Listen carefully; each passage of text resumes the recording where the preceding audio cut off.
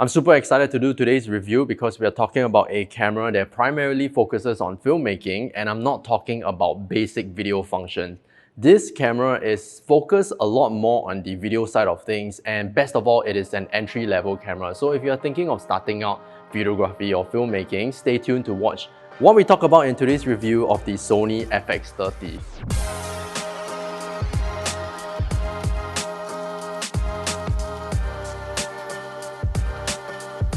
I don't blame anyone that thinks that I am actually reviewing the FX3 because in fact, if you look at it from afar, the body shares a lot of similarities in such a way that in terms of the design, they have stuck with the FX3 body and just sort of renamed it to FX30. There are still a couple of differences which I'll go through later, but when Sony reached out to me to test the FX30, since it is an APS-C entry-level camera, I didn't actually have a lot of high hopes for it. However, I really do have to say this, the FX30 was absolutely a blast to use. The functions and as well as the image quality came out so good. It was, I dare say, it's actually comparable to the FX3, which is a full-frame cinema line camera. So in terms of the body, I did my research and apparently the dimensions of the exterior is exactly similar to that of the FX3. However, in terms of weight, the FX30 weighs 562 grams without any accessories or batteries or SD cards. This weighs slightly less than the FX3.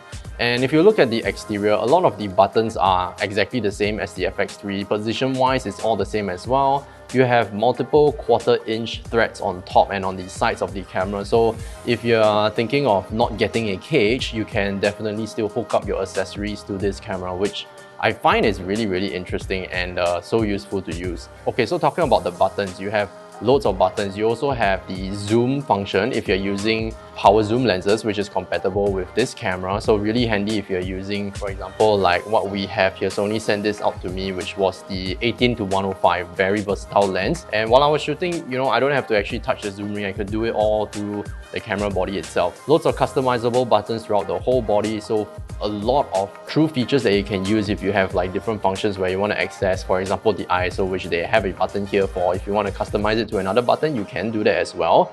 In terms of the screen, it is a vari angle, so you can swap it around. If you're shooting low angles, no problem at all. And it is also touchscreen.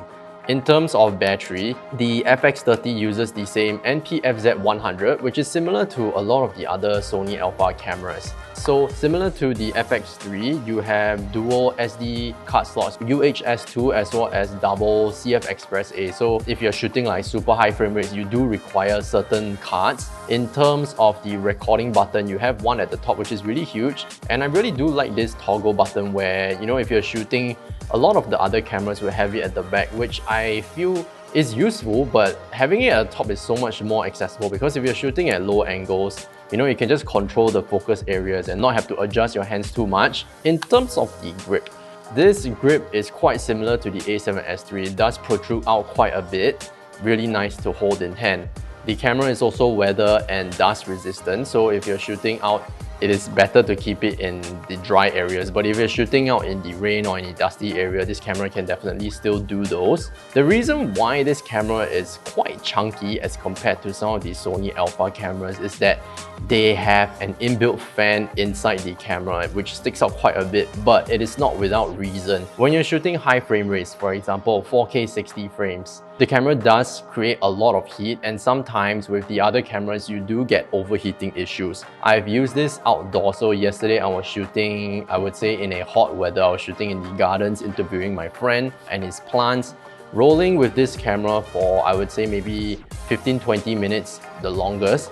I did not have any issues with overheating at all. Didn't receive any notifications, I wasn't interrupted at all. So having a chunkier camera that sort of gets rid of that interruptance of recording at higher temperatures is definitely worth it, even though it might weigh slightly more. The camera, if you notice at the top, completely flat, no electronic viewfinder, and I don't think you would need one since you're doing video primarily. And if you decide to purchase the XLR handle, this is also something quite interesting which is, I believe, is the same as the FX3. So other than it being a XLR inputs where you can control the sound and stuff like that, it also acts as a handle. And I like the feature of the knobs here. So they have like screws where you can attach it onto the hot shoe mount and then screw it in, so it's really sturdy. So if you're shooting, it doesn't come out at all. You have what they call like manual functions on the side, so you can even change the volumes, you can change the inputs and stuff like that. I prefer this over doing it internally in the camera. Reason being is because sometimes when you're rolling and you're doing an interview, the different cars have different volumes of how they speak. Some people may laugh and stuff like that, and you want to prevent having the audio to clip. So if you know that this person particularly speaks louder, you can individually control the volume over here, which I would say within the camera system, I believe you can't do that. You can't split the individual channels. So safe to say, this steps up your audio recording to a much more professional level, and you can even record 24-bit at 4 channels. So that's quite impressive. And you also have 2 1/4-inch threads here. So if you want to attach even more stuff like your monitor without compromising the hot shoe mount, you can. You also have the handle audio on and off. So if you're not recording any audio and you don't want the handle to sort of take up more battery from the camera, you can even turn it off and just use it as a handle, which is super useful. Going back onto the FX30, you have all your regular ports. So you have a headphone jack, a mic jack. If you don't want to use the XLR handle, you can still record audio internally. And at the bottom, USB-C and I believe a micro HDMI. So this is what really caught me off guard for an entry-level APS-C camera. You have over here at the corner a full-size HDMI, which allows you to externally record up to 16-bit RAW. Without even that, you can still record internally up to 10-bit 422, which is quite impressive for an entry-level camera. As mentioned before, the FX30 has a APS-C sensor, so just looking at the sensor itself, it's really small. It's a lot smaller than obviously a full frame. But this sensor can shoot up to 4K, and it is a Super 35 sensor. So Super 35 is something that you will find a lot in more higher-end professional cameras. And I would say this camera itself, even though it's a lot smaller in size, in terms of an optical standpoint, it does almost as good as an FX3. Unlike the FX3, this camera does not have a mechanical shutter, so it's only using an electronic shutter. However, another difference, this camera can shoot stills much higher megapixels than the FX3. So the FX3, I believe, can only shoot 10 megapixels if I'm not wrong. However, the FX30 shoots 26 megapixels. But the 26 megapixels is only available if you shoot a single still shot, meaning that you don't get any burst frames, you don't get uncompressed RAW as well. But I would say for 26 megapixels, it's actually quite sufficient if you want to do like minor photography just for clients. This can definitely do that as well. Speaking of the 4K sensor, the camera does 4K up to 120 frames per second. And if you want to shoot at an even higher frame rate, it does 240 frames per second, but only at Full HD. And you do have to use a card that is compatible to record at such high speeds, which unfortunately I don't have, so I didn't get to test the 240 frames per second. But I did shoot most of my content testing this camera at 50 frames, and slowing it down to half the speed, it still looks super buttery smooth. And I believe when I was testing this camera, I did not notice any waviness in the lines, so nice to take note of that. What's also interesting is that you have all of the different lock color profiles. I guess it's pretty standard amongst all of the Sony Alpha cameras. You have S-Log2, S-Log3, you have S-Cinetone as well, which I believe is only available for the lower end cameras. Other than shooting on the different lock profiles that are inbuilt, you can also input your own LUTs, which is totally new to any Sony camera, I believe. For people that don't tend to necessarily want to color grade their footage, they can just input a LUT and then shoot it. For users that prefer to color grade in post, the inputting a LUT into this camera and shooting it will bake it into the footage. It is not a reference LUT, this is baked into the footage. Another interesting feature of the FX30 is that you have the option of using vertical aspect frame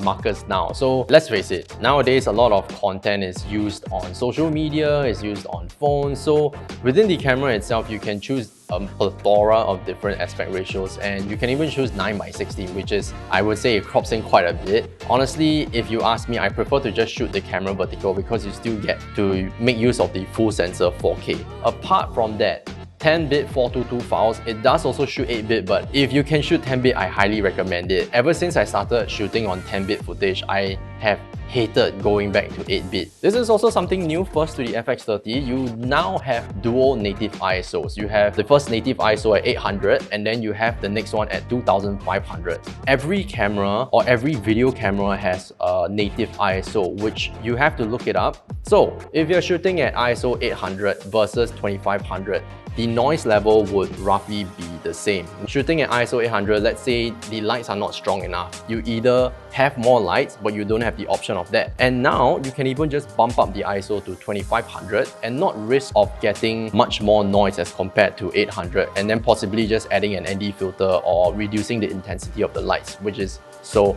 handy. I wouldn't exactly say it's a feature, but this is something that I noticed while I was using the FX3, which blew me away. The auto-focusing system is extremely accurate and extremely fast. So you also get all of the basic autofocus functions. So you have human eye autofocus, and then more as well as a bird. And a few days ago, I tested this camera at a friend's workshop where we were shooting heavy machinery and they were moving around quite fast. I put the autofocus mode on. I didn't necessarily put it to target anything in particular, but I basically just tapped the machine on the image, and the machine was moving around all while keeping it in frame. The camera was really quick to catch the movement, and I'm not kidding. Looking at the footage, it was so accurate. I didn't exactly miss the autofocus points, and what I was most impressed by is that it can sort of like catch up to where the machine was moving, you know. So yeah, I had more time to just try to frame the shot, which I believe every filmmaker out there would really appreciate. Alright, so let's talk about the real-world tests and functionalities that I have used when I was testing the camera. So like I mentioned a couple of days ago, I managed to shoot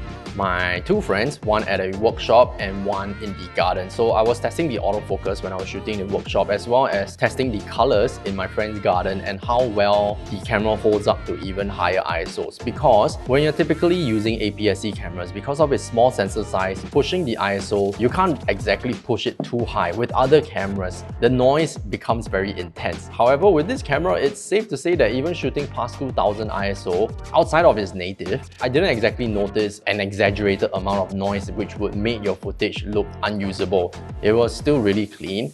And like I mentioned before in the previous segment, autofocusing was super accurate and I didn't have any issues with it. However, it is worthy to point out that it wasn't 100% accurate, just like every camera out there. But for this instance, when I was using it, the time where it sort of didn't catch the autofocus was due to a lack of light. We were shooting in quite a dark area. I didn't have sufficient lighting, so therefore it had a difficult time to autofocus. Probably maybe it was also because I used a 18-105 lens. I would say that the autofocus is extremely accurate. Shooting in the gardens with sufficient light, didn't have any issues focusing on my friend's face and focusing on his eyes, totally fine. In terms of the frame rates that I shot at, like I said, I didn't have a card to shoot a higher frame rate past 50 frames, but it's safe to know that even 50 frames, when I sort of slowed it down to 25 frames, everything looked buttery smooth. There was very little noise. The bokeh that came out of this camera, in addition to this lens, was actually really quite nice. You can look at it through the reference footage. One thing that I forgot to mention also is that when you're rolling with this, it has what Sony calls tally lights. So when I'm rolling, there are actually lights around the cameras, even on the record button, which will flash red. What's nice is that on the LCD screen, when you're recording, it creates a red border around the frame. Why is this useful? There are many times when supposedly it was supposed to roll, I realized only after the director says cut, I didn't actually roll. But with these tally lights, it's almost impossible because there's just so many lights everywhere. When you're rolling, anybody else on set can tell that the camera is rolling. Okay, so one thing I forgot to mention is that this new feature is only entirely exclusive to the FX30. You have the ability to record internally, proxies, as well as your actual footage simultaneously. So having proxies and not having it to externally do it after the shoot is done would save a lot of time, would speed up your workflow, and I believe this function will be something that a lot of editors, directors, DPs will appreciate, because once the footage is passed on into the post-production stage, everything will be quicker, and I believe that every client would appreciate that. Coming to my personal thoughts and opinion, I do want to point out that Sony is not sponsoring this video, and by the looks of the review so far, I think you guys can tell that I really do love using the FX30. Let me just point out that I have used the FX3 quite recently, and just comparing it in terms of a performance standpoint, I would say the FX30, even though it's an entry-level APS-C camera, it does not fall far from the tree. And mind you, the FX3 is actually Netflix approved. So having this camera, which is cheaper than the FX3, but having more or less the same image quality and performance out of it, I will highly recommend you checking the FX30 out if you are just starting out video or if you are thinking of doing video. If you are intending to get this camera without the XLR handle, you will be paying a price of 2,799 Singapore dollars. With the XLR handle combined with the camera, you will be paying $3,399. So honestly, I would say for the functions and what the camera is, it is a very appealing camera to use for beginners or if you're looking to get into video professionally. In terms of availability, as of this recording of this video, I don't know when it's going to be released yet, but I believe once this video is out, Sony would have already announced to the world. So definitely check them out on their website, and you can find all the other functions that I didn't manage to cover in this video over there. That is it for this video. As always, I hope you guys enjoyed this Ryan Mamba's perspective, and I will see you guys in the next one.